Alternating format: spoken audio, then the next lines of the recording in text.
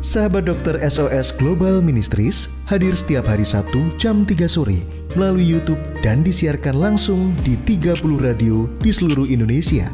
Didukung oleh BSK Radio Network, Radio Foster Pati, Siloam Hospitals, Mayapada Hospitals, Mahkota Medika Center Melaka Malaysia, Adi Husada Cancer Center Surabaya, dan Prodia. Jangan lupa untuk subscribe YouTube kami di SOS Global Ministries dan follow sosial media kami.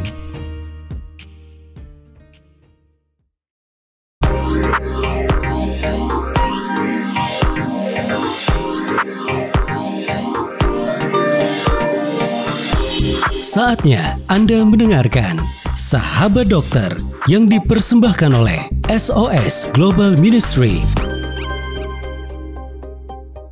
Selamat sore, salam sejahtera bagi seluruh pendengar Radio Foster, juga seluruh radio yang tergabung di SOS Global Ministries, serta seluruh pemirsa YouTube yang saat ini menyaksikan program acara SOS Sahabat Dokter. Ya, kembali lagi Maria Ika menemani Sahabat Dokter seperti biasa di program acara kesayangan kita, yaitu SOS Sahabat Dokter dari SOS Global Ministries. Ya, bersyukur sekali dan saya berterima kasih untuk Dr. Dewi, juga tim dari Mayapada Hospital Surabaya yang saat ini juga sudah hadir.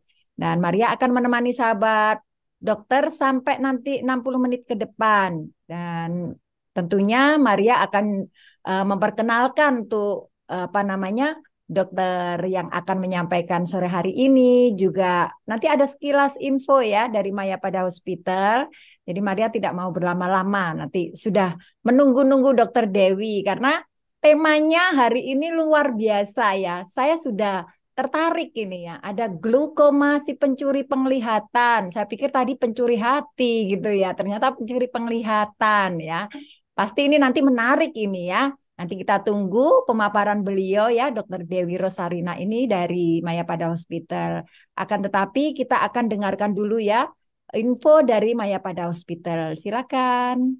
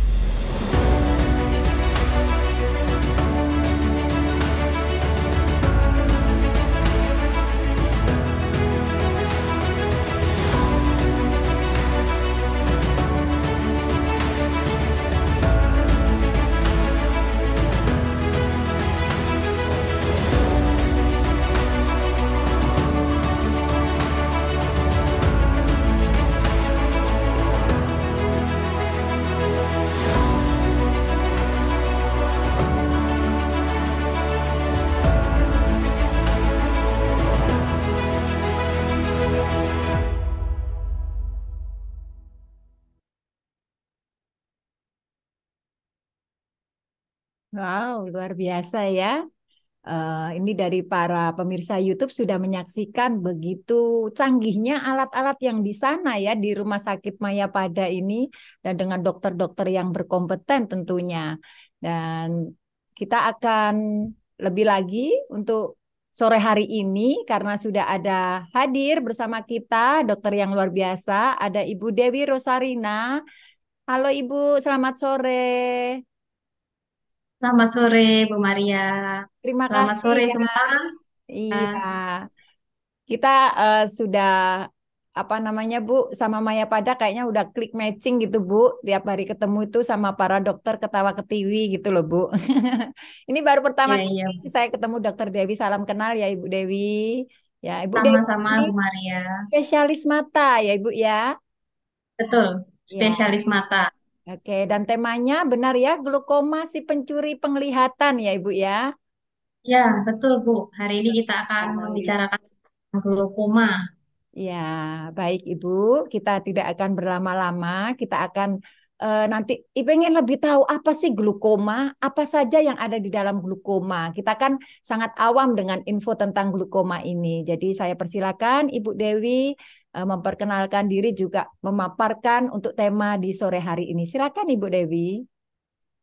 Baik, terima kasih atas waktu dan kesempatannya Bu Maria. Perkenalkan, saya Dr. Dewi Rosarina, spesialis mata. Saya bekerja di Rumah Sakit Mayapada Hospital, Surabaya. Kali ini saya diberi kesempatan untuk sedikit sharing ya tentang penyakit glaukoma. Mungkin sebelum-sebelumnya dokter-dokter yang sudah sempat hadir di Radio Foster SOS Global Ministry ini sudah membicarakan penyakit-penyakit yang lain. Nah, kali ini kita membicarakan tentang penyakit mata. Penyakit mata itu sebenarnya banyak. Yang hari ini saya paparkan adalah tentang glaukoma. Jadi mungkin yang hanya tahu mata itu katarak atau kacamata. Nah, ini ayo kita hari ini kita sama-sama belajar lagi, mengetahui lagi tentang penyakit glaukoma pada mata. Saya boleh share screen ya, Bu Maria. Oke, Ibu, silakan. Bentar. Oke, saya bisa mulai. Jadi, kita akan membicarakan sedikit saja tentang glaukoma. Kenapa sih glaukoma itu dikenal sebagai si pencuri penglihatan? Nanti akan kita bahas di sini. Ya, eh, saya akan membicarakan pertama tentang faktanya dulu tentang glaukoma ini apa. Jadi, glaukoma itu merupakan salah satu penyebab kebutaan yang tertinggi. Memang kalau disebutkan di WHO, sebenarnya glaukoma ini menduduki peringkat kedua penyebab kebutaan yang tertinggi di dunia. Glaukoma ini dapat menyebabkan kebutaan bila tidak dapat dikontrol dan 10% pada pasien glaukoma yang sudah telah mendapatkan pengobatan sebelumnya itu tetap tidak bisa terhindarkan dari mengalami kebutaan. Yang kedua, fakta tentang glaukoma adalah masih belum ditemukan cara untuk sembuh dari glaukoma. Jadi glaukoma ini adalah penyakit mata yang tidak dapat disembuhkan, serta kebutaannya ini juga tidak dapat dihindari. Dan pengobatan maupun operasi itu hanya dapat mengurangi progresivitas dari hilangnya penglihatan. Fakta yang ketiga adalah semua beresiko terkena penyakit glaukoma. Siapa saja, mulai dari bayi baru lahir sampai dengan orang tua, di mana orang tua atau orang lebih lanjut usia lebih beresiko terkena penyakit glaukoma. Yang keempat adalah tidak ada gejala yang khas pada penderita glaukoma. Jadi biasanya tidak ada keluhan nyeri pada mata yang berhubungan dengan meningkatnya tekanan bola mata. Namun lama-kelamaan hilangnya penglihatan ini akan dimulai dari sisi tepi. Sisi tepi itu yang dimaksud adalah pada saat kita melihat lurus ke depan itu kita masih dapat mengetahui apa yang ada di bawah kita, di atas kita, kanan kiri kita. Itu lapang pandang kita, luas lapang pandang. Nah, pada penyakit glaukoma ini hilangnya penglihatan tuh dimulai dari sisi tepi. Jadi sisi kanan kiri atau atas bawahnya itu lama kelamaan dia mulai menyempit menyempit menyempit sampai menuju ke tengah. Sehingga nanti lama kelamaan bisa menimbulkan kebutaan. Nah, sekarang kita masuk definisi apa? Jadi glaukoma itu adalah sekumpulan gejala penyakit mata yang mengakibatkan kerusakan pada saraf mata yang menyebabkan hilangnya penglihatan sampai dengan terjadinya kebutaan, di mana tekanan bola mata yang tinggi, yaitu di atas 21 mm air raksa, itu menjadi faktor risiko tertinggi terjadinya kerusakan pada saraf mata. Nah, sedikit kita tampilkan di sini gambar tentang bola mata. Jadi, bola mata ini dimulai diproduksi cairan di dalam bola mata ini dari bilik mata belakang. Kemudian dia dialirkan ke depan, masuk ke dalam ruang atau bilik mata depan, kemudian cairan ini akan dikeluarkan kembali dan diserap oleh pembuluh darah di mata. Apabila ada gangguan sehingga terjadi penumpukan cairan di dalam bola mata, itu akan meningkatkan tekanan di dalam bola mata. Nah, tekanan ini akan menyebar ke seluruh arah di dalam bola mata kita, di mana kerusakan yang terjadi akibat tekanan bola mata tinggi ini biasanya mengenai ke syaraf mata. Kenapa? Karena daerah saraf mata ini adalah daerah yang paling rentan apabila terjadi tekanan. Nah, klasifikasinya sebenarnya klasifikasi glaukoma ini banyak. Saya hanya singgung sebagian besarnya saja. Berdasarkan etiologi atau penyebabnya, ada glaukoma primer, sekunder, maupun kongenital. Di mana glaukoma primer ini adalah penyebabnya tidak diketahui. Sekunder biasanya dapat timbul akibat dari penyakit lain, seperti contohnya katarak, trauma pada mata, penggunaan obat mata yang mengandung steroid dalam jangka panjang, peradangan pada mata, dan infeksi pada mata, serta diabetes. Pada glaukoma kongenital, ini adalah glaukoma yang ditemukan pada bayi baru lahir. Biasanya disebabkan oleh perkembangan saluran pembuangan dalam bola mata yang gagal berkembang atau kurang lengkap, sehingga tekanan bola mata menjadi tinggi dan merusak ke syaraf mata. Ini saya tampilkan sedikit gambaran glaukoma kongenital atau glaukoma pada bayi baru lahir. Tampak di sini adalah gambaran mata yang normal adalah mata yang di sebelah sini. Di sebelah ini adalah gambaran pada mata glaukoma kongenital. Tampak kornea membesar seperti ini, dibedakan dengan mata satunya tampak membesar, kemudian kornea tampak keruh. Biasanya seperti bola mata ini menonjol ke depan. Ini harus dicurigai adanya glaukoma kongenital pada si bayi tersebut. Saya lanjut, ini contoh glaukoma yang diakibatkan oleh katarak. Kita mengetahui di sini adalah katarak, ini warna putih ini katarak. Katarak ini juga dapat bisa menyebabkan glaukoma apabila katarak ini dibiarkan terlalu lama sampai terlalu matang seperti ini juga dapat menyebabkan glaukoma. Yang kedua adalah ini pasien dengan pasca operasi katarak. Ini sudah tampak di sini kataraknya dia sudah bersih, namun bisa saja dapat terjadi glaukoma. Yang ketiga ini adalah glaukoma akibat diabetes. Bisa juga dapat disebabkan hipertensi. Di sini tampak di dalam iris matanya tampak pembuluh darah yang tidak normal tumbuh di situ akibat adanya iskemik pada bola mata akibat penyakit diabetes atau hipertensi. Sehingga pembuluh darah yang jahat ini dapat membuat saluran di dalam bola mata menjadi buntu sehingga menyebabkan tekanan bola mata meningkat. Yang berikutnya adalah gambaran pada peradangan mata, peradangan bola mata. Jadi peradangan bola mata ini juga dapat menyebabkan glaukoma. Yang gambar di bawah ini adalah gambaran trauma pada mata. Jadi mata kita itu dapat saja terkena trauma bisa tajam maupun tumpul. Kalau trauma tajam seperti tertusuk duri atau tertusuk benda tajam itu trauma tajam. Tapi kadang kita juga dapat terkena trauma tumpul bisa misalnya mata kita terbentur atau terkena bola, terlempar bola itu juga bisa menyebabkan trauma pada mata. Yang paling banyak adalah timbulnya perdarahan di dalam ruang dalam mata kita ini. Ini juga dapat menyebabkan glaukoma. Klasifikasi berikutnya berdasarkan mekanisme peningkatan tekanan bola mata, kita bagi lagi menjadi glaukoma sudut terbuka, tertutup, serta glaukoma yang tekanan normal. Yang ketiga adalah berdasarkan onset terjadinya. Onset terjadinya, glaukoma itu bisa terjadi secara akut. Akut itu artinya mendadak, tiba-tiba kena serangan glaukoma. Atau yang kronis. Jadi kronis ini sudah berlangsung sejak lama. Nah, sekarang kita singgung lagi faktor risiko siapa saja yang bisa terkena penyakit glaukoma. Yang pertama adalah yang paling berpengaruh yang pasti tekanan bola mata yang tinggi. Kemudian yang kedua adalah lanjut usia. Selanjutnya, faktor risiko yang dapat menyebabkan kita terkena glaukoma adanya riwayat glaukoma dalam keluarga. Apabila salah satu dari keluarga sedarah kita ada yang glaukoma, itu harus diwaspadai betul bahwa kemungkinan kita ini akan terkena penyakit glaukoma lebih tinggi daripada yang tidak punya riwayat glaukoma dalam keluarga. Selanjutnya, kita bicara masalah gender, memang pada wanita itu memang faktor predisposisi terjadi glaukoma sudut yang tertutup itu lebih tinggi. Sedangkan glaukoma yang sudut terbuka itu tidak ada perbedaan gender. Untuk glaukoma sudut tertutup itu memang lebih banyak terjadi pada pasien-pasien yang hipermetrop, tapi dapat juga terjadi pada pasien yang miopia atau rabun jauh. Sedangkan pada glaukoma sudut terbuka itu lebih banyak pada pasien yang rabun jauh. Untuk kedalaman ruang bilik mata depan itu memang apabila dia semakin usia lanjut, maka dia akan lebih berkurang.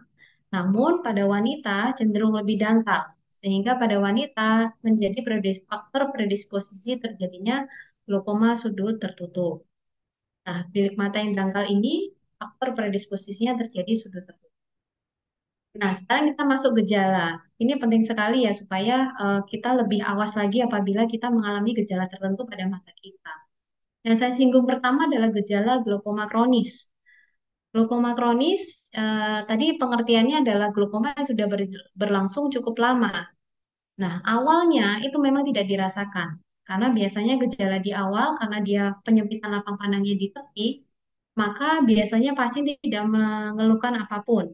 Namun makin lama lapang penglihatannya makin menyempit, akhirnya pasien mulai merasa ada gangguan. Seperti lama-kelamaan apabila lapang pandangnya makin menyempit, pasien akan merasa melihat seperti di dalam lubang kunci. Akhirnya yang dikeluhkan oleh si pasien maupun keluarga di rumah adalah pasien ini sering menabrak atau tersandung karena pasien tidak mengetahui apa yang ada di samping-sampingnya maupun di bawahnya. Jadi ini yang apabila glaukoma kronisnya sudah mulai terasa berat, yang dikeluhkan lebih pasien itu sering menabrak atau tersandung. Makin lama penglihatannya makin makin hilang, akhirnya dia akan mengalami kebutaan seluruhnya. Nah, ini gambarannya ya. Apabila yang sebelah kiri ini adalah gambaran penglihatan pada pasien tanpa glaukoma, kita dapat tahu nih pada saat kita melihat si bapak dan si anak ini, kita tahu oh di bawahnya ini ada meja makan, oh ada gelas isinya jus jeruk. Pada pasien glaukoma, gambaran yang sebelah kanan, ini apabila kita melihat si ibu dan si anak lelaki ini, maka kita tidak tahu di bawahnya ini ternyata ada meja. Mungkin juga ada kue di bawahnya itu. Tapi kalau pada pasien glaukoma dia nggak bisa melihat, hanya bisa melihat fokus apa yang lurus depannya saja. Seperti yang dilihat adalah gambar si ibu dan si anak lelaki. Kita masuk ke gejala glaukoma akut. Glaukoma akut ini gejalanya harus betul-betul diwaspadai. Pertama matanya merah. Nah, mata merah ini memang kita sering sekali ya mengalami mata merah. Siapapun bisa mengalami mata merah. Namun yang harus dibedakan, mata merah pada pasien glaukoma itu biasanya disertai adanya nyeri, nyeri atau cekot-cekot di mata sampai menyebar ke kepala, bisa menyebar sampai ke leher. Dan ada rasa mual maupun muntah. Dan yang membedakan dia dengan mata merah karena sakit mata akibat virus atau bakteri, itu biasanya pada glaukoma akut penglihatan tiba-tiba kabur mendadak. Ini yang membedakan. Nah, kondisi glaukoma akut ini adalah kondisi yang darurat di bidang mata. Jadi, harap segera rujuk ke dokter mata, karena ini harus ditangani segera.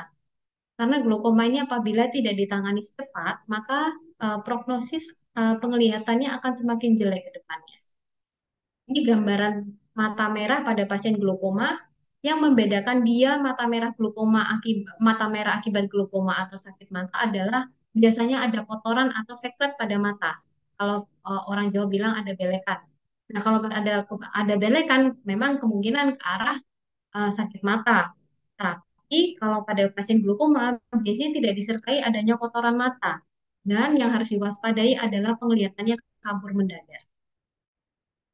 Selanjutnya, apa saja yang diperiksa pada glaukoma? Yang pasti tetap tajam penglihatan atau penglihatan visusnya harus dicek. Kemudian pemeriksaan mata luar, pengukuran tekanan bola mata, di mana normal tekanan bola mata kita itu adalah 10 sampai 20 mm air raksa. Yang selanjutnya pengukuran bilik mata depan dengan alat namanya gonioskopi. Jangan lupa kita juga memeriksa papil saraf optik untuk memastikan kerusakan glaukomanya sudah tahap yang mana, tahap awal, tahap sedang, moderate, atau sudah advance. Dan ada lagi penunjang diagnostik yang bisa kita lakukan yaitu pemeriksaan OCT maupun lapang pandang Humphrey. OCT ini kita gunakan untuk mengukur dan mendokumentasikan kerusakan yang terjadi di sarafnya. Gambarannya seperti ini, penunjang diagnostiknya. Dari sini kita dapat mengetahui betul apakah pasien ini mengalami glaukoma atau bukan. Nah, kita masuk ke penanganan. Penanganan tadi sempat saya singgung ya, Bu Maria, bahwa glaukoma ini sebenarnya tidak dapat disembuhkan. Nah, apa sih yang bisa kita lakukan pada penanganan glaukoma? Pada prinsipnya, itu penanganan glaukoma itu kita hanya menyelamatkan penglihatan yang masih ada atau yang tersisa, Iya. serta kita memperlambat perkembangan dari glaukoma tersebut. Mm. Namun, kita tidak dapat mengembalikan penglihatan yang sudah hilang akibat glaukoma maupun menyembuhkan glaukoma. Ini yang harus dipahami dulu pada tata laksana glaukoma. Prinsipnya ada tiga pengobatan glaukoma. Yang pertama obat-obatan. Ini menjadi first choice atau pilihan pertama kita untuk mengendalikan tekanan bola mata. Oke. Namun yang harus digarisbawahi, obat-obatan glaukoma ini harus digunakan terus-menerus umur hidup. Jadi kita tidak bisa lepas dari obat. Yang kedua, tata laksananya bisa berupa laser. Yang ketiga, berupa tindakan operasi. Ini salah satu contoh laser yang kita lakukan. Ini membuat lubang di bagian matanya. Tujuannya untuk membuat aliran dari cairan dalam bola matanya menjadi lebih lancar. Ini operasi yang kita lakukan, trabekulektomi adalah salah satu tindakan di bidang glaukoma yang paling dasar. Kapan kita melakukan tindakan operasi? Apabila tindakan, mohon maaf, apabila pengobatannya gagal, laser gagal, tekanan bola mata tetap tinggi, dengan kondisi tekanan bola mata yang terlalu tinggi, tidak mungkin dilakukan laser maupun pengobatan secara cepat. Pilihan dari pasien, bisa saja pasien juga mengalami seperti efek samping dari pengobatan, maka kita bisa menyarankan untuk dilakukan trabekulektomi. Nah, ini adalah glaukoma drainase device implant. Jadi ini kita mengimplan suatu alat glaukoma yang kita pasang di dalam bola mata. Ini tampak seperti selang ya, kecil. Sama sih pada prinsipnya kita tujuannya dari pengobatan laser dan operasi sama-sama tujuannya adalah untuk mengendalikan tekanan bola mata, untuk menghentikan progresivitas dari penyakit tersebut. Yang terakhir, yang terbaru adalah minimal invasif glaukoma. Sekarang semua tindakan kedokteran kebanyakan sudah minimal invasif, jadi lebih tidak destruktif lagi, bisa dapat berupa laser maupun bisa berupa implan yang lebih kecil daripada glaukoma drainase implan. Kita masuk kesimpulan, jadi glaukoma ini sebenarnya suatu penyakit yang berbahaya menurut saya karena dia dapat mengakibatkan kebutaan. Bisa dibayangkan apabila kita sudah mengalami kebutaan, apa saja yang bisa kita alami ke depannya itu sangat sangat berbahaya menurut saya.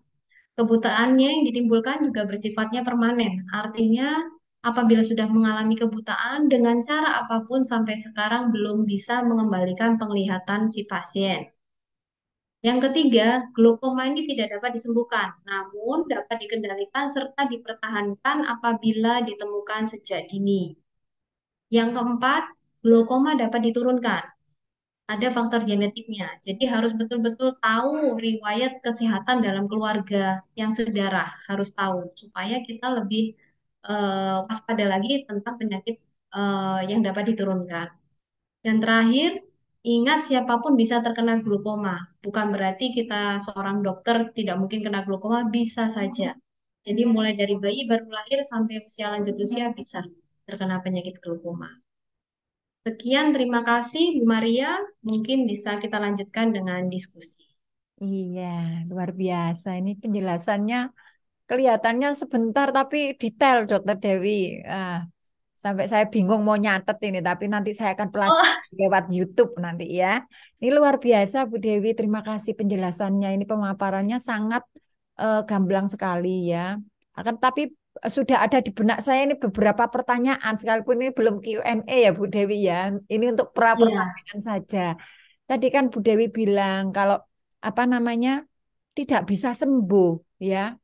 Sekalipun itu betul. dioperasi itu juga nggak bisa ya. Betul, Bu. Memang tidak bisa sembuh. Iya.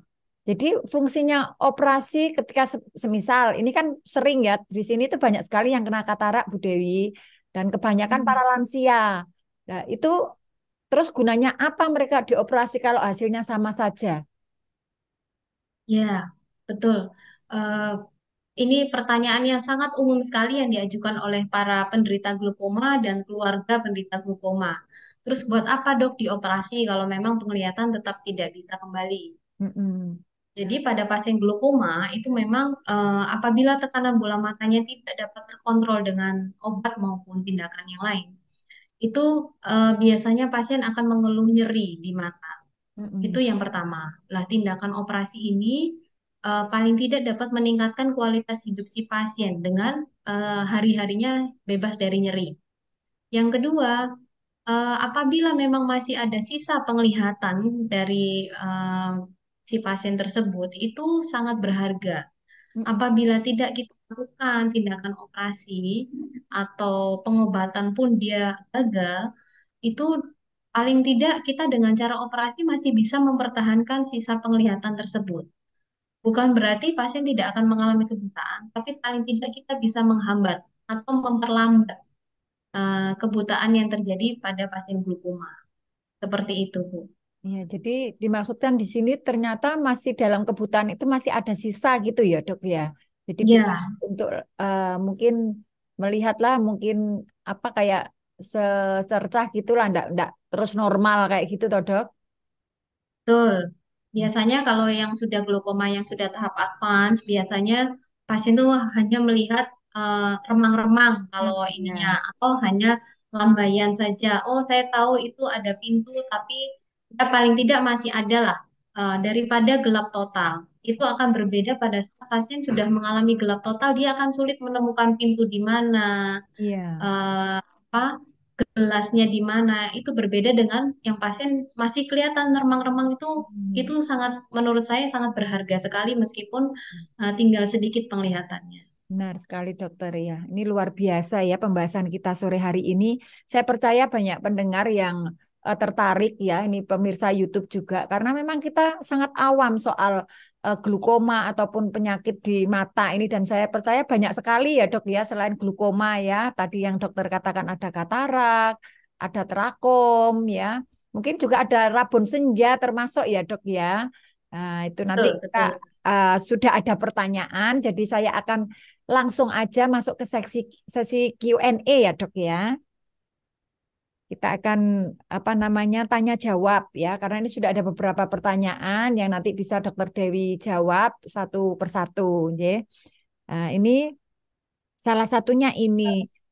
Tadi kan dokter katakan tidak bisa sembuh lah. Ini tadi kan sudah ada pemirsa yang bertanya, apakah itu bisa disembuhkan? Langsung saja saya jawab tidak bisa sembuh karena itu permanen ya dok ya. Akan tetapi Iya, salah betul. diselamatkan ya dok ya. Iya, betul. Untuk perawatannya selama di dalam pasti kan ada perawatan ya dok. Ketika Iya. selesai di dalam mungkin operasi atau apapun treatment yang dilakukan dokter waktu itu apa saja yang harus dikerjakan keluarga itu untuk menjaga ini biar tetap stabil lah untuk itu tadi dokter bilang dalam kehidupannya itu adalah maksudnya secerca harapan gitu nggak terus langsung Mm-mm. total kayak gitu kok dok ya.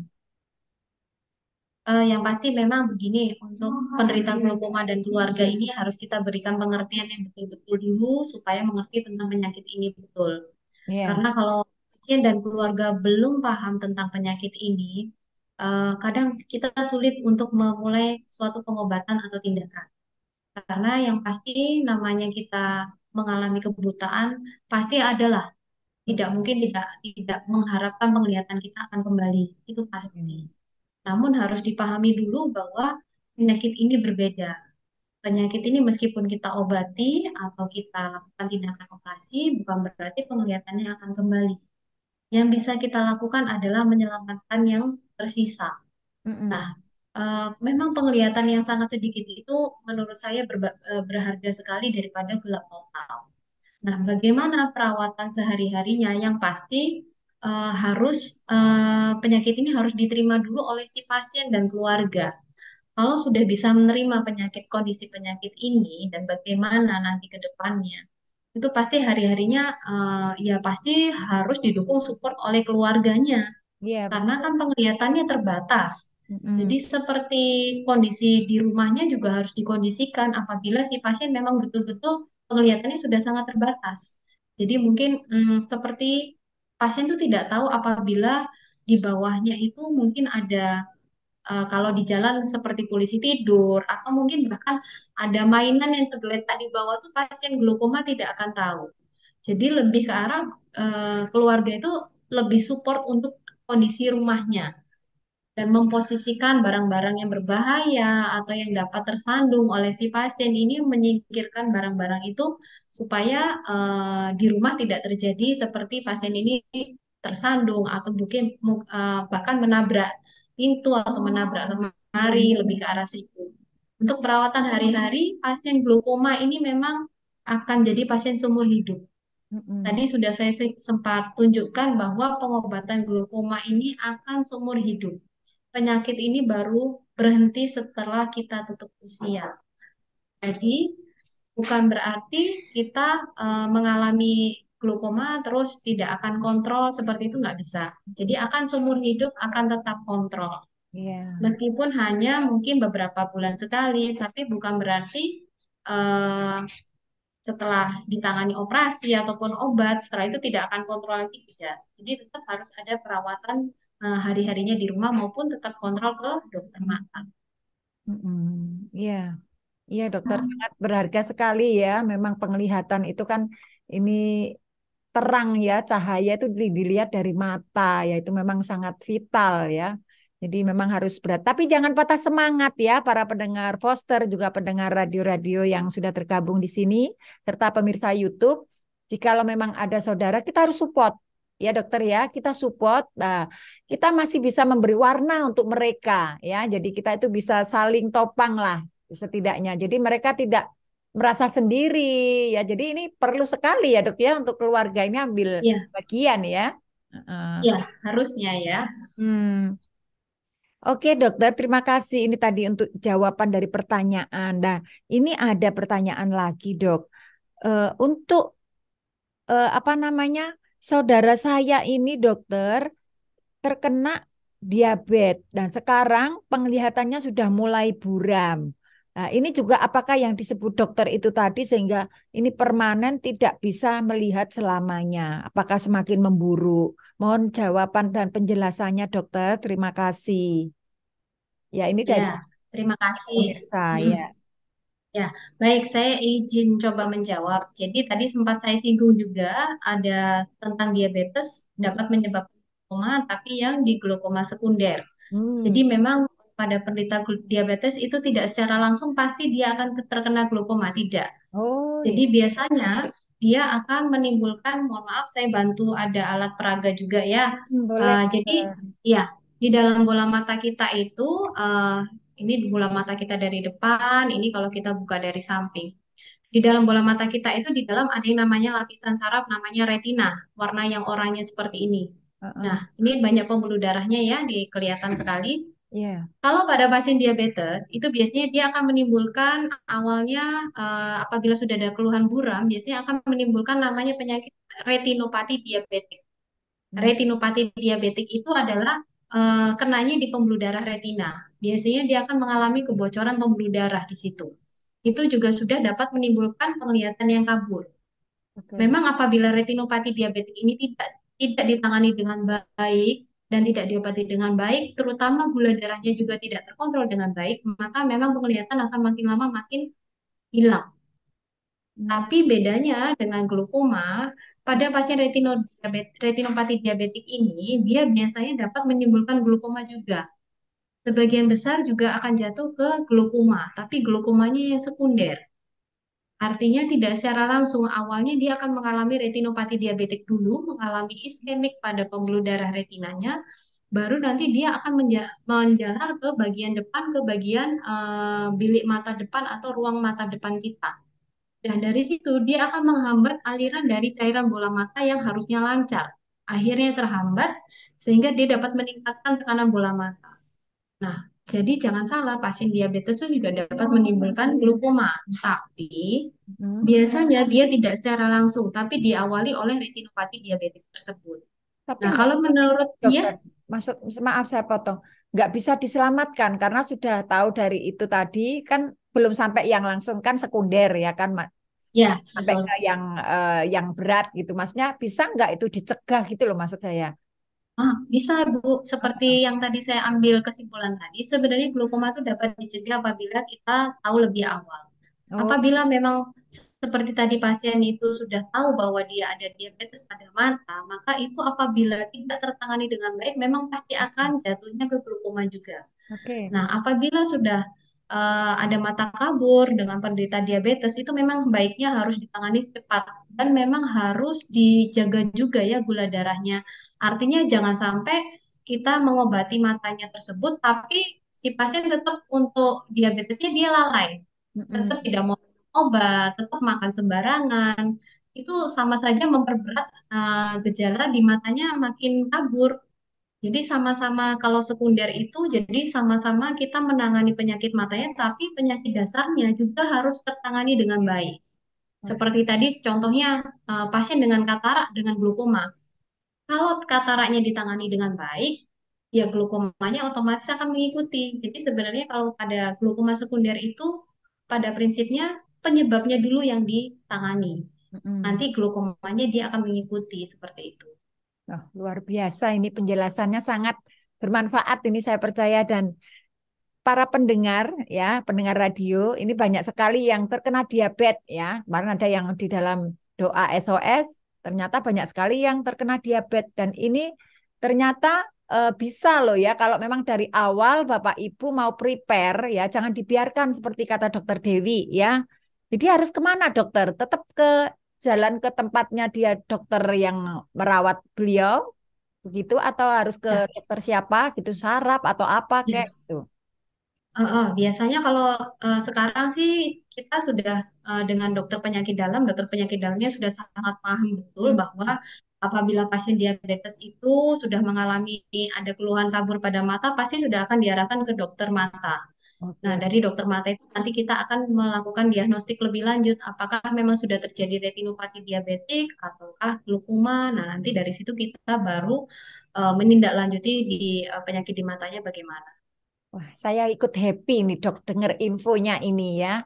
Karena memang kayak secerca harapan. Maksudnya gini, kalau memang kita mau sehat ya, harusnya kita pun menjaga kesehatan itu. Jangan dibiarkan misal kok sudah nggak remang-remang, nggak ngomong ke mungkin pasangan atau ke anak, kalau Betul, ada anak yang betul. merawat, ya kan dok.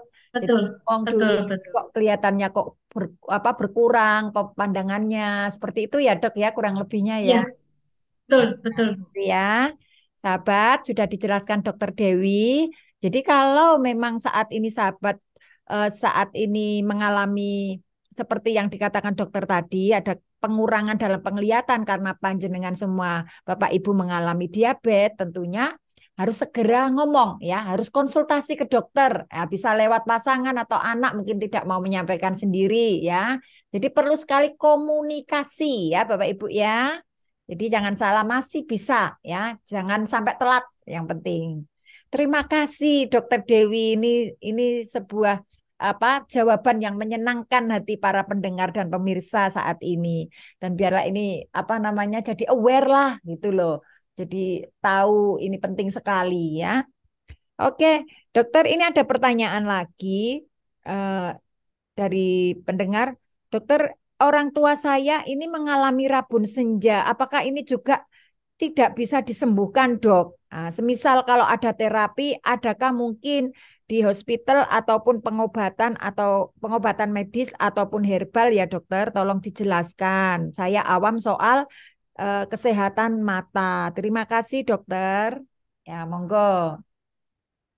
Tentang Baik, rabun senja. sekarang kita singgung Rabun Senja ya, Bu ya. Ya. Sebenarnya Rabun Senja ini saya harus memastikan dulu karena kan selama ini mungkin yang diketahui masyarakat adalah Rabun Senja bahwa Mm-mm. eh, dia merasa kaburnya pada saat sudah mengalami apa kita sudah menjelang senja baru dia merasa lebih Mm-mm. kabur. Ya. Ini kalau saya tidak melakukan pemeriksaan lebih dahulu, saya tidak berani menjelaskan lebih lanjut tentang rabun senja. Karena sebenarnya penyakit mata itu banyak sekali, Ya. mulai dari kita katarak, Mm-mm. penyakit di retina tadi, penyakit di glaukoma, penyakit pada kornea, sebenarnya itu banyak sekali. Oleh karena itu, untuk rabun senja, sebenarnya saya harus memastikan dulu rabun senjanya ini apa betul rabun senja atau ada penyakit yang lain. Oh. Karena dari penyakit yang lain itu kita baru dapat menentukan, oh ini baiknya harus dibeginikan, oh terapinya seperti ini. Kalau rabun senja, kalau hanya rabun senja ya kita harus memastikan ada penyakit lain atau tidak.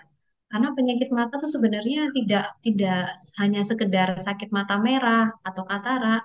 Mm-mm. Penyakit yang lain banyak yang masyarakat tuh belum tentu tahu seperti itu. Jadi Iya, lebih baik jangan langsung mengobati sendiri atau bahkan ke arah obat herbal yang belum tentu itu sesuai dengan penyakit di mata.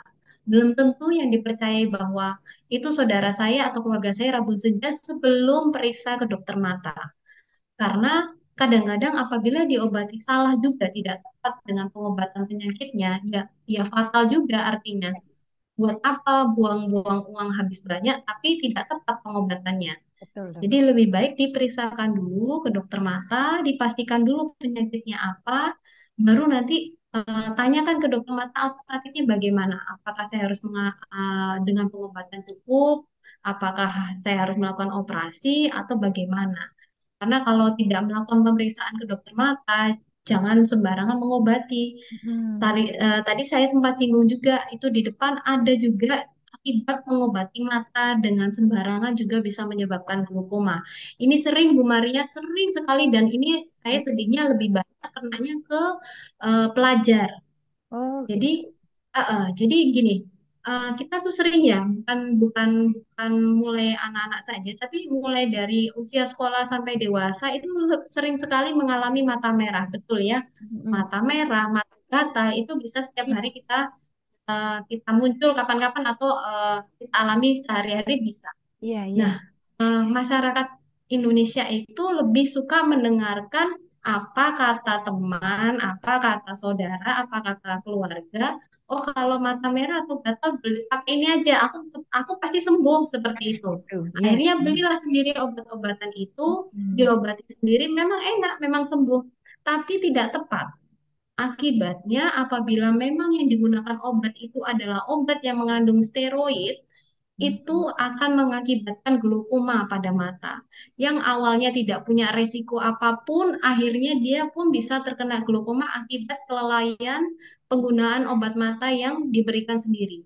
Iya. Jadi harus betul-betul ini ya, apa namanya, hati-hati untuk membeli obat mata atau mengobati mata sendiri harus hati-hati. Kalau bukan saran dari dokter mata, mohon pertimbangkan ulang untuk memakai obat-obatan yang belum tentu sesuai dengan penyakit mata yang diderita, seperti itu. Wow, ya. Luar biasa ini Dokter Dewi. Justru ini malah yang penting ya. Setiap hari kan sering kejadian kayak gitu ya Dokter Dewi ya. Nah, Betul, betul. ini tadi pertanyaan Rabun Senja. Maaf Bapak Ibu yang melayangkan pertanyaan. Dokter Dewi tidak bisa menjawab secara utuh ya. Karena memang harus ada observasi ya dok ya. Di sebaiknya Pemeriksaan dulu mungkin ya. ya harus ke dokter ya. Lebih baik itu kita ke dokter Bapak Ibu ya. Tadi sudah kita dengar penjelasan beliau. Dokter Dewi mengatakan bahkan sakit mata merah saja kita jangan sembarangan loh kasih obat ya. Karena mungkin kita sehat malah jadi terkena yang glaukoma tadi ya. Iya, Lebih baik ke dokter ya Bu ya. iya, Oke. Sangat luar biasa ini. Nanti next kita bahas tentang mata tapi yang sehari-hari itu tadi loh dok ya. Sebenarnya banyak sih dok iya, ya. harus Nah, betul. Iya, itu banyak sekali sebenarnya. orang Indonesia ini pintar-pintar dok ya. Kayak udah jadi dokter Oh gitu. iya, pintar. Betul, Nanti sakit ini betul, saya betul. bilang minum ini aku sembuh, pakai ini aku bisa. Iya, Iya. betul, Ikutlah betul. Iya, laki-lakinya keluar. Iya. Terima kasih dokter. Ini pemaparannya ini sangat mengedukasi kita ya. Bapak Ibu Saudara yang saat ini menyaksikan YouTube maupun yang mendengarkan melalui radio, Anda sangat apa namanya beruntung sekali sore hari ini ya. Ada kedatangan tamu spesial kita ya. Di Sahabat Dokter ada Bu Dewi yang sudah menjelaskan semuanya ya. Jadi kalau semisal nanti ada pertanyaan ya Bu Dewi, nanti Bu Dewi bisa minta tolong dijawab ya Bu ya, karena kita waktunya terbatas, jadi saya batasi hanya 4-5 pertanyaan. Dan hari ini kita cukupkan Q&A-nya sampai di sini dulu ya pemirsa. Jadi semisal ada pertanyaan, silakan kirim di chat di nomor WhatsApp yang ada di SOS Global Ministries yang sudah tertera di bawah. Oke Bu, terima kasih sekali loh Bu. Sebenarnya masih pengen ngobrol Bu Dewi, pengen tanya-tanya sih karena banyak sekali loh. Iya, Karena saya iya. tahu ini saya juga sakit mata gitu loh. Jadi Ah, punya gatel, suka apa kayak gitu. iya, betul. Iya. Nanti next kita ketemu lagi ya Bu Dewi ya di Siap, lain siap, waktu siap. nanti bersama Maya Pada dan tim ya kita akan share-share lagi lebih dalam ya. Baik Siap, ya, Ibu. ya. Saya mengucapkan terima kasih sebagai perwakilan dari SOS Global Ministries kepada Bu Dewi, juga Mbak Sheila, juga seluruh tim Maya Pada yang sore hari ini sudah menyempatkan waktu bersama kita, memberikan jawaban atas pertanyaan-pertanyaan teman-teman, juga memberikan presentasi yang sungguh sangat luar biasa bagi kami. Saya percaya ini memberkati kita semua, mengedukasi kita sehingga kita semakin aware dengan perawatan mata, dengan kesehatan mata, sehingga kita tidak sembarangan lagi. Dan next harapannya kita akan bertemu lagi Dr. Dewi nanti di lain waktu dengan Ya, bahasan yang berbeda. Terima kasih ya Bu Dewi, terima kasih Mbak Sheila juga, terima kasih Maya terima Pak kasih sekali Bu waktunya Maria. Radio menyempatkan. Wow, Poster. keren sekali Bu ya. Oke, saya tutup ya. Eh, saya Maria Ika mengucapkan terima kasih juga seluruh tim Global Ministries. Sangat senang sekali untuk seluruh sahabat dokter yang sudah menyaksikan di program SOS Sahabat Dokter di YouTube maupun yang tergabung di 30 radio di seluruh Indonesia. Terima kasih untuk kebersamaan Bapak Ibu Saudara di sore hari ini. Kita akan kembali di Sabtu depan dengan pembahasan yang berbeda, dengan banyak lagi yang akan kita bahas untuk Bapak Ibu, kiranya ini menjadi berkat buat semuanya. Terima kasih untuk perhatiannya sore hari ini. Kita sampai di sini dulu. Selamat sore semuanya. Terima kasih. Makasih Bu Dewi. Terima kasih. Assalamualaikum ya. Waalaikumsalam. Ya, Mbak Sheila terima kasih.